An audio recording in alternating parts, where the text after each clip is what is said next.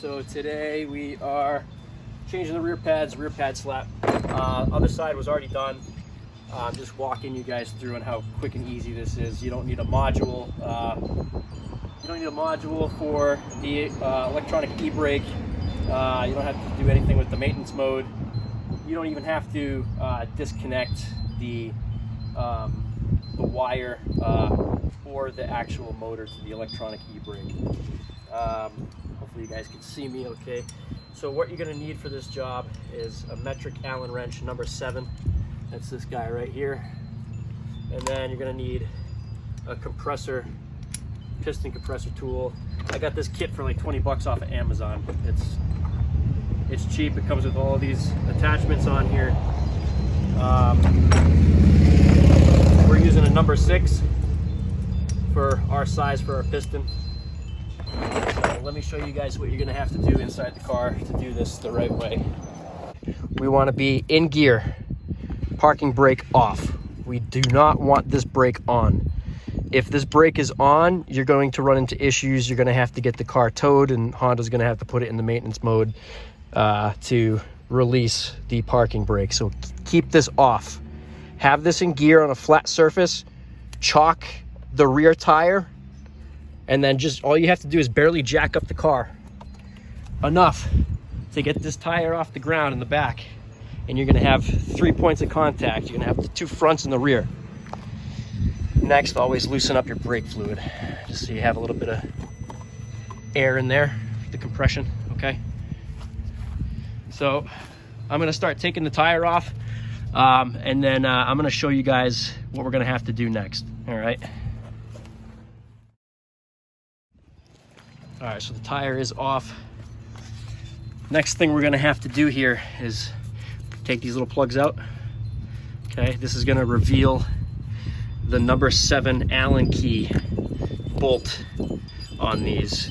So we're going to take the number 7 Allen key, is going to go inside like so, and we're going to have to hit it a little bit to release it. I don't know if I can do it with one hand with you. It depends. One of them was easy, one of them wasn't. There we go. Okay. And it will take a few minutes to back these out because, you know, Allen wrench. So let me get to backing these out, and we'll be right back.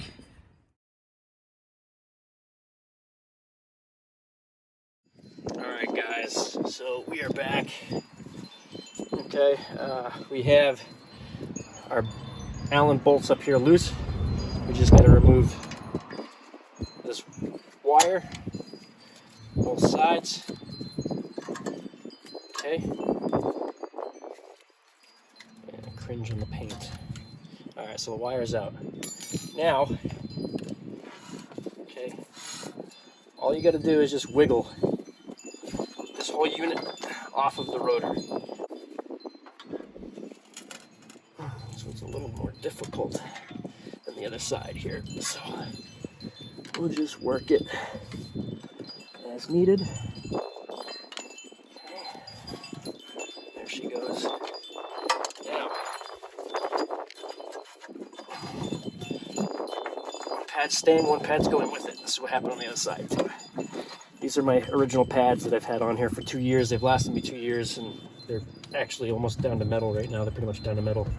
So now, the pad, or this caliper, just as is. Okay, we don't have to unplug this sensor. Okay, we don't have to remove this whole entire electronic parking brake system. This stays as is. The only thing we're going to be doing is we're going to be taking our compressor kit, and we're going to be compressing this piston. All right, let me just grab this real quick. I'll grab the compressor.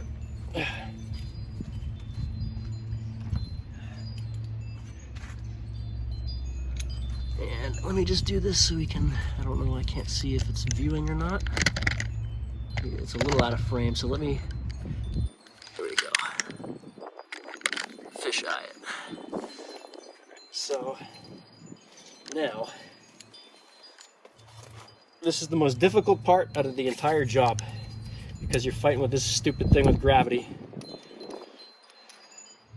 And you have to get this There's two little slots on this piston, right here and right here. It's hard to see. But what I usually do is I'll usually rest the piston right on this bracket, or the whole caliper. I'll rest it on this bracket so I'm not fighting gravity, just like so. And then I'll put this number 6 plate on top of the piston and lock it in. And then I'll put my screw right on top of here. Now what I'll do is I'll hold the caliper and I'll twist and rotate. You have to push down, stupid truck, pardon me. You have to push down and rotate at the same time in order to compress it. It's going to take forever. It's going to feel like nothing's happening. You just have to work with it. Eventually, it'll loosen up to the point where it goes automatically. But I'm gonna put it on a time lapse so we can get this done.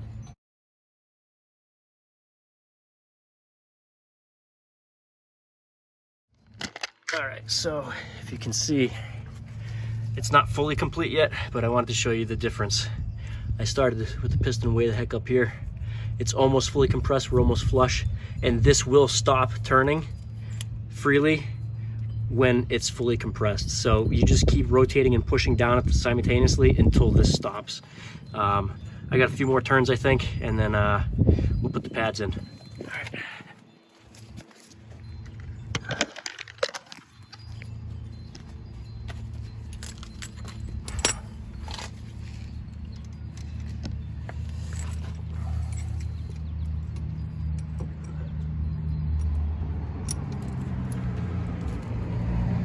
Oh, there we go. Quarter turn. Now we're done. It just stopped. So now that we're done, we can get rid of that. We're just going to take our caliper and we're just going to rest it out of the way for a minute, just like so. And then we're gonna grab our new pads. So we're just gonna stuff this in the back right here, okay? And then we're gonna put this one in front, like so. And then after we lube it up, we put the caliper back on, screw it back into place, put the new spring on, and it's just that simple. We lube it up before I lock it all in. Slap this thing right in here.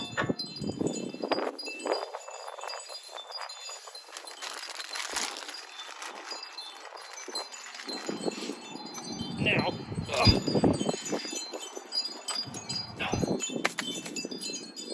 take this, just put it right back on, right over the top, like so. Pull these pins, line it up. Now we just have to try to get this screwed back in here while holding it in place to line it up.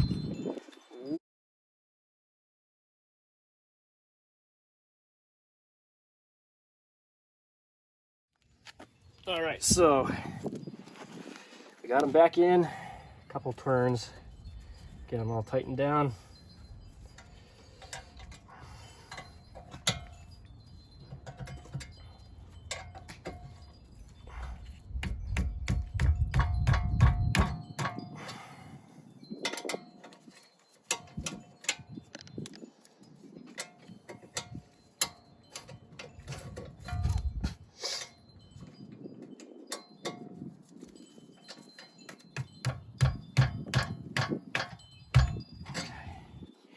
Now you take your little plugs again.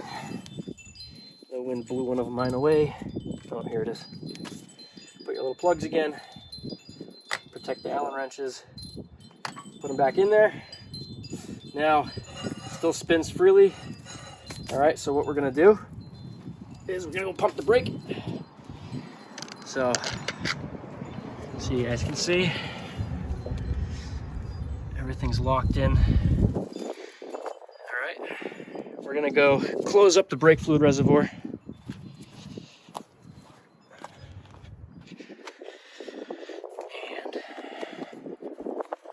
brake fluid reservoir, so I'll cover it up.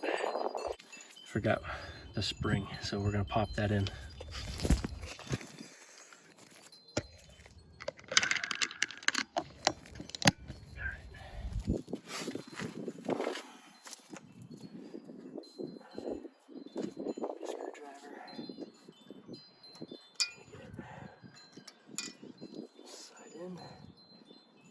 So you're gonna start up top, push one pin in, rotate it down.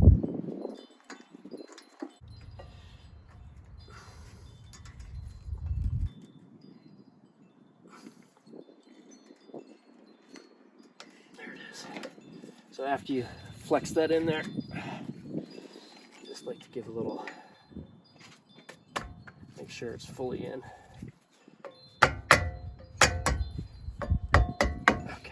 So now once that's fully strapped in. All right, guys, so we spin freely, okay? Just to recap on this, I did not remove the electronic electronic parking brake motor, nor did I unplug it from the caliper whatsoever. I don't have a module to plug into to do the maintenance mode at all either. So this method I'm going to prove to you right now works without having a module to put the car into maintenance mode. You don't have to bring the car to the dealer for them to put it into maintenance mode. We spin freely right now, meaning the e-brake is not locked on, it's not locked up, okay? I'm gonna prove that right now to you to show you how it works, all right? So after we pumped the brakes to get the pressure back in, okay? What we're gonna do is I'm gonna pull the parking brake on. I turned the car on accessory. I'm gonna pull the parking brake up, you'll hear it. All right, so now the parking brake is on, okay? So this caliper by no means is going to be moving whatsoever. I cannot get the thing to move. So we're gonna go in, we're gonna release it. If this didn't work like I said it was gonna work, that caliper is going to be locked, okay? And I would have to get it towed, but we're going to work. So I push the brake, release the parking brake, okay? We're in neutral, or excuse me, first gear. Now we're going to come out, and this is going to spin, just like that, guys, all right? So again, this proves to you right here, we do not need to remove the electronic parking brake motor, nor do we have to unplug it from the caliper when changing the pads. It will not lock up on you done in this way, all right? Again, this is only going to work like this if you put the car in gear and you leave the parking brake off. If you have this parking brake engaged and you remove that caliper, you are gonna have to get it towed. Unless you have the module to plug into the OBD2 to put the car into maintenance mode, you will have to be towed. You have to keep the parking brake off when you do it this way. Have the car in first gear to hold you as best as it can. Chalk the rear up on the opposite side so the car can't roll anyway. You have 3 points of contact if you're changing the rears. It's that simple, guys. So if you like the video, give me a thumbs up, comment below, share it to your friends, and I'll get this wheel back on. I gotta clean them because they are dirty, and I'll catch you at the next one. See you later, guys.